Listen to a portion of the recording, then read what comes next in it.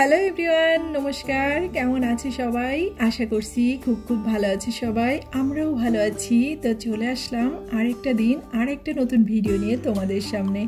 আর তোমরা যে যেখান থেকে আমার ভিডিওটা দেখছো তোমাদের সবাইকে অনেক অনেক ওয়েলকাম। তো সকালবেলা ছেলেকে স্কুলে পাঠিয়ে দিলাম ভাইয়ের সাথে। তো এসে জানলাটা খুলে দেখি আকাশের অবস্থা খুব একটা ভালো নেই, অনেকটা মেঘ করে আছে আকাশে।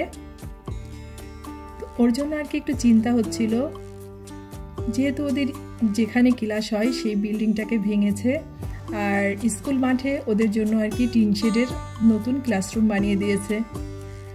তো প্রতিদিন ওই স্কুলে ওদের ক্লাসে নানা রকম কাহিনী হয়, সেটা এসে প্রতিদিনই গল্প করে। তারপর স্কুল মাঠে তো এই কারণে অনেক জল জমে, তারপর বৃষ্টি কাদাতে পুরো স্কুল ড্রেস ব্যাগ সব কিছু নষ্ট করে নিয়ে আসে।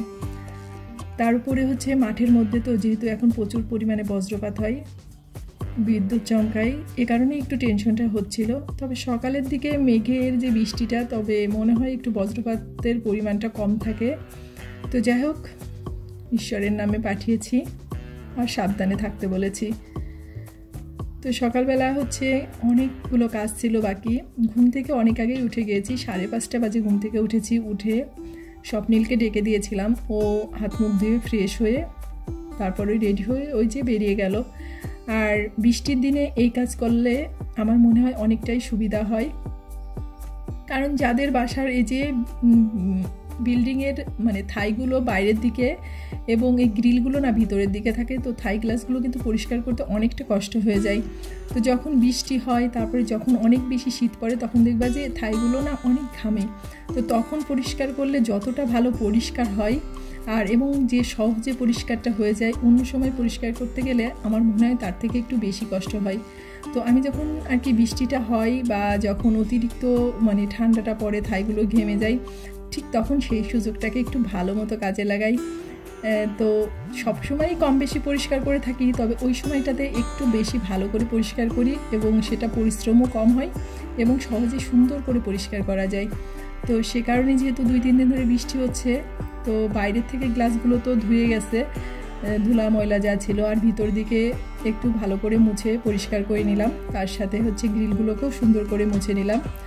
আর এখন হচ্ছে এই যে ছোপার উপরে বেশ কিছুদিন ধরে যে বিছানার চাদরগুলো পেতে রেখেছিলাম, তো ওগুলোকে ভাবছি যে একটু ভিজিয়ে দেব। দেখবা কিছুদিন ধরে যদি বিছানার চাদরগুলো পাতা থাকে, তারপরে বৃষ্টি হলে না কেমন একটা ভাব হয়। তো ভেবেছি যে আজকে সকালবেলায় এগুলোকে ভিজিয়ে দিব, বৃষ্টি হোক আর যেটাই হোক সমস্যা নেই। তো এ কারণেই ওই বিছানার চাদরটা দিয়েই আর কি সোফাটাকে ভালো করে একটু বাড়ি বুড়ি দিয়ে ঝেড়ে পরিষ্কার করে নিচ্ছি, যে হালকা ধুলা ময়লাগুলো থাকে তো ওগুলো পড়ে যাবে। তো ড্রয়িং রুমটাকে তো ঝেড়ে মুছে পরিষ্কার করে নিয়েছি, এবার চলে আসছি আরেকটা বেডরুমে।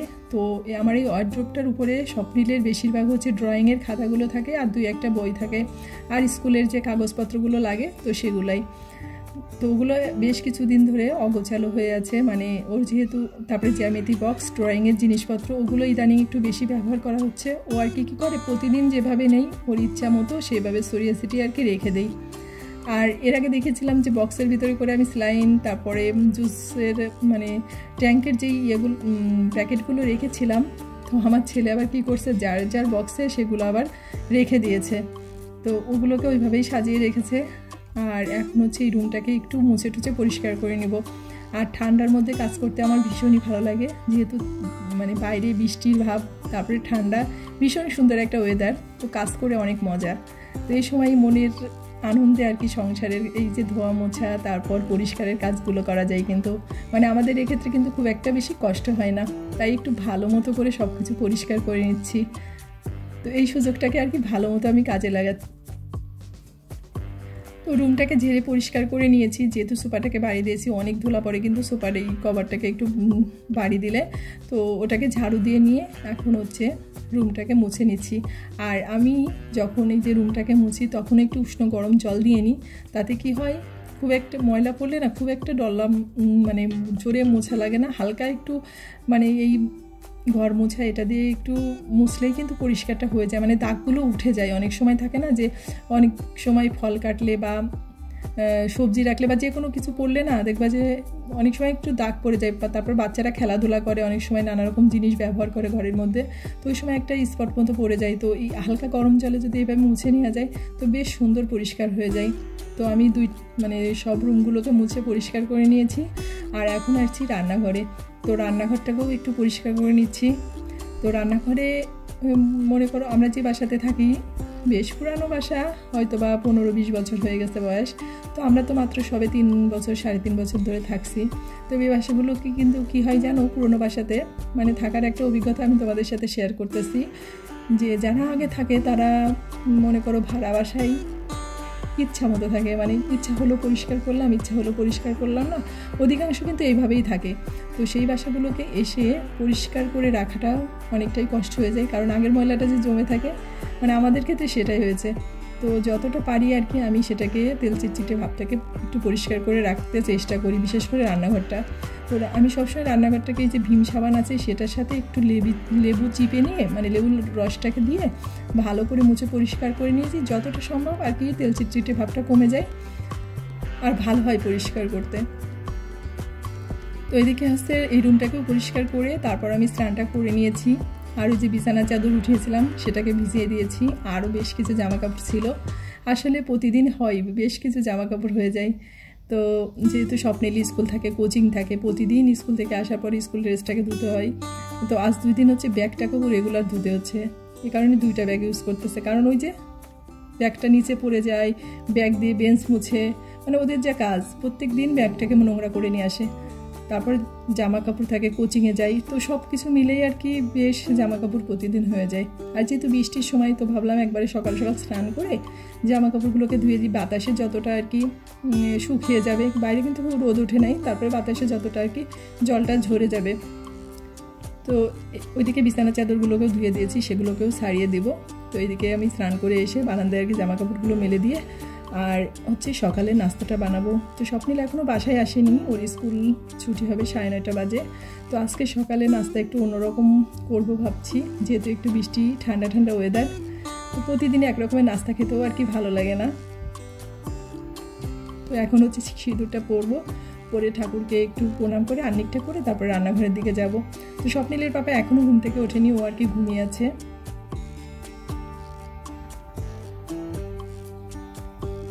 স্নানটা করার পরে আমাদের কিন্তু সবার উচিত একটু সানস্ক্রিন আর ময়শ্চারাইজার ব্যবহার করা। সানস্ক্রিনটা এর জন্যই ব্যবহার করা উচিত, সেটা হচ্ছে যেহেতু আমরা অনেকক্ষণ রান্নাঘরে কাজ করি, চুলার কাছে থাকি, তো সানস্ক্রিনটা একটু ব্যবহার করা ভালো সবার জন্যই। তো একটু সানস্ক্রিন ব্যবহার করলে ভালো হয়, স্কিনটা অন্তত ভালো থাকে। তো এই কারণে আমি একটু ময়শ্চারাইজার মেখে নিলাম আর একটু সানস্ক্রিন মেখে নিলাম। আর এখন সোজা চলে যাব রান্নাঘরে। তো এই যে চলে আসছি রান্নাঘরে, এসে আজকে হচ্ছে খিচুড়ি রান্না করব। তো এই যে মুগ ডাল নিয়ে নিলাম আর একটু পোলাও চাল নিয়ে নিলাম। তো খিচুড়িটা মুগ ডালটা একটু কালো কালো, ওই যে এর আগে বলেছিলাম যে বাড়িতে মা হচ্ছে জাতাই ভেঙে মুগ ডালগুলো দিয়েছে, সে কারণেই এরকমটা কালো কালো হয়েছে, খোসা সব ওঠেনি। আর একটু মিষ্টি কুমড়ার বেগুনি করব। তো মিষ্টি কুমড়াটাকে একটু কেটে লবণ জলে আগে ভিজিয়ে রাখলাম, তারপর খিচুড়িটাকে বসিয়ে তারপরে মিষ্টি কুমড়ার ভাজিটা করে নেব, চপটা, মিষ্টি কুমড়ার চপটা করে নেব। তো এই ফোড়নে দিয়ে দিয়েছি একটু আদা, শুকনো মরিচ, তেজপাতা, একটু লং, দারচিনি আর হচ্ছে এলাচ, এই সব কিছু দিয়ে একটু ভাজা ভাজা করে তারপর চালটাকে ভেজে খিচুড়িটা রান্না করে নেব। আসলে এটা কোনো রেসিপি না, সবাই কম বেশি জানে। তো আমি পেঁয়াজ রসুন ইউজ করিনি, সেটাই আর কি বলতে চাচ্ছিলাম, পেঁয়াজ রসুন দিইনি। সকালবেলা তো সবাই আর কি পেঁয়াজ রসুন খেতে চাই না। তো যাই হোক, এখন একটু লবণ হলুদ দিব আর কয়েকটা কাঁচা মরিচ, একটু আলু কেটে দিয়েছি। তো এটাকে দিয়ে চালটাকে ভালো করে ভেজে আর কি খিচুড়িটাকে রান্না করে নিব। তো ওইদিকে হচ্ছে ব্যাটারটাও তৈরি করে নিয়েছি মিষ্টি কুমড়ার জন্য, আর চালটাকে ভেজে একটু গরম জল দিয়ে খিচুড়িটাকে পাশের চুলায় বসিয়ে দিয়েছি। এখন মিষ্টি কুমড়াটাকে ভেজে সবাইকে আর কি খাবার দিয়ে দেবো। তো আমারও ভীষণই ক্ষুধা লেগেছে, কী করবো, সকাল থেকে অনেক ধোয়া মোছার কাজটা হয়েছে। তো আমারও ক্ষুধা লেগে গেছে, সবাইকে দিয়ে তারপর আমিও আর কি খেয়ে নেব। তো আমার ভিডিওটা যদি তোমাদের কোথাও এতটুকু ভালো লেগে থাকে, অবশ্যই তোমরা ভিডিওটাকে একবার লাইক, একবার কমেন্ট আর অবশ্যই একটা শেয়ার দিয়ে দিও। তো আজকের ভিডিওটা হচ্ছে এ পর্যন্তই। তো আজকে কি হয়েছে, আজকে তো সকালে আমি খিচুড়ি রান্না করেছিলাম, তারপরে ছিল অমাবস্যা। তো অমাবস্যার জন্য স্বপ্নিলের বন্ধুদের বাসায় যেহেতু মায়ের পূজাটা হয়, তো ওর আন্টি আবার আমাদের সবার জন্য প্রসাদ পাঠিয়েছে, মানে স্বপ্নিলে গিয়েছিল, তো স্বপ্নিলের কাছে আমাদের সবার জন্য প্রসাদ দিয়ে দিয়েছে। তো রাত্রেও আমরা আর কি এই প্রসাদটাই খেয়েছিলাম। এখন রাত্রের ভিডিওটা, কারেন্ট নেই, এই জন্য মানে এমনটা অন্ধকার লাগতেছে, তো ভাবলাম তোমাদের সাথে একটু শেয়ার করি। প্রসাদ দিয়েছে 4 বক্স, যেটা আমাদের সবারই হয়ে যাবে। তো সবাই ভালো থেকো, সুস্থ থেকো, সাবধানে থেকো। আজকের ভিডিওটা এ পর্যন্তই, তোমাদের সাথে দেখা হচ্ছে আমার পরবর্তী ভিডিওতে।